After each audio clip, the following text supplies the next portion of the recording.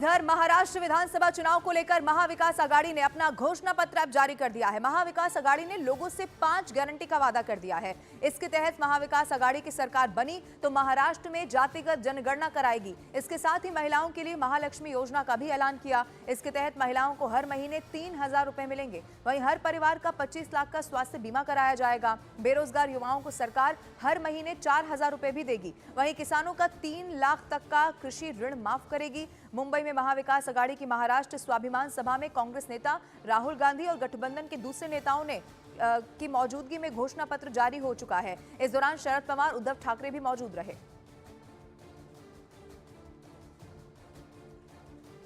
और महाविकास आघाड़ी के घोषणा पत्र जारी होने के बाद राहुल गांधी ने कहा है कि हमारी 5 गारंटी हर वर्ग के लिए न्याय और तरक्की सुनिश्चित करेगी। उन्होंने महाराष्ट्र चुनाव को विचारधारा की लड़ाई बताया है, जबकि महाविकास आघाड़ी की सहयोगी समाजवादी पार्टी के नेता अबू आजमी ने महायुति पर जनता के पैसों को बर्बाद करने का आरोप लगा दिया। उद्धव ठाकरे ने कहा है कि उनके पास फुलझड़ी है, जबकि हमारे पास एटम बम है। हम 23 नवंबर को दिवाली मनाएंगे। वहीं शरद पवार ने शिक्षा में भ्रष्टाचार का मुद्दा उठाया और प्रगतिशील महाराष्ट्र बनाने का वादा किया। महाविकास आघाड़ी के घोषणा पत्र पर सीएम एकनाथ शिंदे ने निशाना साध दिया है। उन्होंने कहा है कि जिन्होंने लाडली बहन योजना का विरोध किया वो वादा पूरा नहीं करेंगे, उनकी नीयत में ही खोट है। मैंने संविधान की बात की, यह विचारधारा की लड़ाई है। एक तरफ अरबपतियों की सरकार और दूसरी तरफ गरीबों की, किसानों की,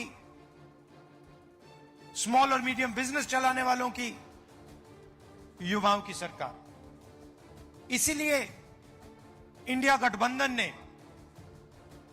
महाराष्ट्र की जनता को 5 गारंटी की है। जिन्होंने लाडली बहन योजना को विरोध किया, जो कोर्ट में गए, उनकी नीयत झूठ है, नीयत में खोट है। और जिन्होंने विरोध किया है वो क्या लाडली बहना को पैसा देंगे? और हमारी लाडली बहना, उनका सरकार, महायुति की सरकार या फिर आएगी और हम जो बोलते हैं वही करेंगे। और कांग्रेस नेता राहुल गांधी ने बुधवार को महाराष्ट्र में चुनाव प्रचार की शुरुआत कर दी है। नागपुर में उन्होंने संविधान बचाओ सम्मेलन किया और इस दौरान उन्होंने संविधान की लाल किताब लहराई। लेकिन अब इस किताब को लेकर बीजेपी ने बड़ा दावा कर दिया है। बीजेपी ने ट्वीट कर दावा किया है कि राहुल गांधी संविधान की जिस लाल किताब को लेकर आए थे वो बिल्कुल कोरी थी, यानी कि किताब के अंदर कुछ लिखा ही नहीं था। महाराष्ट्र बीजेपी ने ट्वीट में लिखा है कि संविधान सिर्फ बहाना है, लाल पुस्तक को बढ़ाना है, मोहब्बत के नाम पर सिर्फ नफरत फैलाना है। तो इस किताब को लेकर राहुल गांधी यहां पर पहुंचे थे, लेकिन जबरदस्त घिरते हुए ही नजर आ रहे हैं। भारतीय जनता पार्टी की तरफ से बहुत बड़ा दावा कर दिया गया है। बीजेपी ने कहा मोहब्बत के नाम पर सिर्फ नफरत फैलाना चाहते हैं राहुल गांधी। राहुल के हाथ में संविधान कॉपी के पन्ने कोरे थे, ये बीजेपी ने दावा किया है।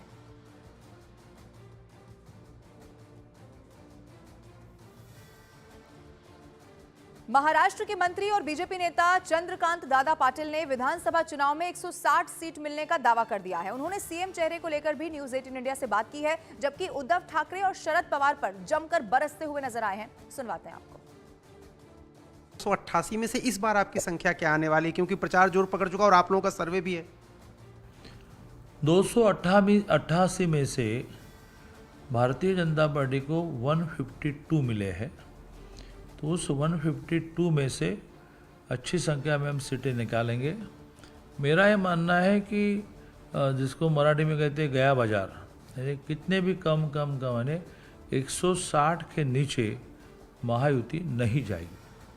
160 सीटों का आपने दावा कर दिया और आप जो कि अनुभवी बहुत नेता हैं, बहुत सालों से हम लोग देख रहे हैं आपको, तो इस बार कुछ भी बदलाव होगा कि या जैसे आप लोगों ने पहले तय किया कि कम संख्या होगी तो भी शिंदे साहब ही चीफ मिनिस्टर बनेंगे, तो इस बार क्या ओपन है रेस की कंफर्म है?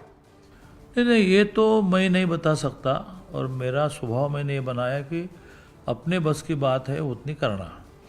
तो ये तो केंद्र तय करेगा कि भाई 24 में मुख्यमंत्री कौन बने। मुख्यमंत्री महायुति का बनेगा। उद्धव ठाकरे को आप निमंत्रण देते हैं, कभी बीच में कहते हैं आ जाओ, फिर कभी कहते हैं जरूरत नहीं है। ऐसे नहीं, हंसी मजाक में तो सब चलता है, लेकिन अब मैं मानता हूँ कि दोनों का चलना विरुद्ध दिशा में अब इतना हुआ है एक दूसरे को इतनी गालियाँ दिए हैं। अब इकट्ठा आना कैसे होगा मालूम नहीं, लेकिन पॉलिटिक्स में कुछ भी हो सकता है। और असदुद्दीन ओवैसी की पार्टी एआईएमआईएम के नेता नासिर सिद्दीकी ने बीजेपी के नीतीश राणे को विधानसभा में घुसकर मारने की धमकी दे दी है। संभाजीनगर में एक सभा को संबोधित करते हुए नासिर सिद्दीकी ने कहा है कि नीतीश दो समुदायों के बीच आग फैला रहे हैं और हम उन्हें छोड़ेंगे नहीं। 5 रुपए वाला एक पेप्सी वो कहता है कि मस्जिद में घुसकर मारेंगे। इतनी हिम्मतें बढ़ गई है इनकी। तो मैं आप लोगों को बताता हूं कि इंशाअल्लाह असेंबली में घुस के मारने की अगर कोई ताकत रखेगा तो ये मजलिस के पूरे शेर इंशाअल्लाह। महाराष्ट्र के कराड़ में बीजेपी नेता सदाभाऊ खोत ने शरद पवार को लेकर एक अमर्यादित टिप्पणी कर दी है। उन्होंने उनके मुंह को लेकर बयान दे दिया था, जिस पर अजीत गुट के नेता अजीत पवार भड़क गए। उन्होंने कहा कि कोई भी शरद पवार पर इस तरह की टिप्पणी करेगा तो हम सहन नहीं करेंगे। व्यक्तिगत टिप्पणी कोई ना करे, शरद पवार आज भी हमारे लिए आदरणीय हैं।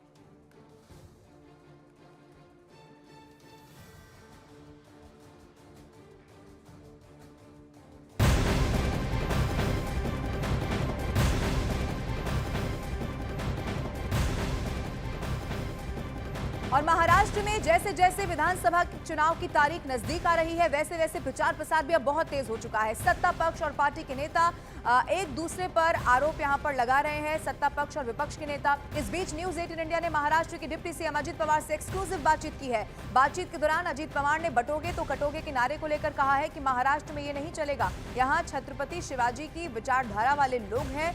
लोकसभा चुनाव को लेकर भी बोले हैं अजीत पवार, कहा कि अपनी पत्नी को चुनाव लड़वाया ये गलती थी। अजीत दादा, बारामती की लड़ाई पे तो हम लोग आएंगे, लेकिन अभी हाल ही में सदाभाऊ जो हैं बीजेपी के नेता, उन्होंने एक बहुत बड़ा बयान शरद पवार साहब को लेकर दिया और आपने उस पर कहा भी कि वो आज भी हमारे नेता हैं। मैं चाहूंगी सबसे पहला रिएक्शन आपका उस पर। वो एकदम गलत बयान है। ऐसे बयान बिल्कुल किसी ने भी नहीं करना चाहिए। हमारे महाराष्ट्र की संस्कृति अलग है। हमारे महाराष्ट्र में पहली दफा महाराष्ट्र की निर्मित होने के बाद यशवंतराव चव्हाण साहब चीफ मिनिस्टर बने 1960 में, और तब से उन्होंने कैसा अपोजिशन के साथ बर्ताव करना चाहिए, कैसे लोगों के साथ मिलना चाहिए, कैसा स्टेटमेंट होना चाहिए, इसके बारे में हमेशा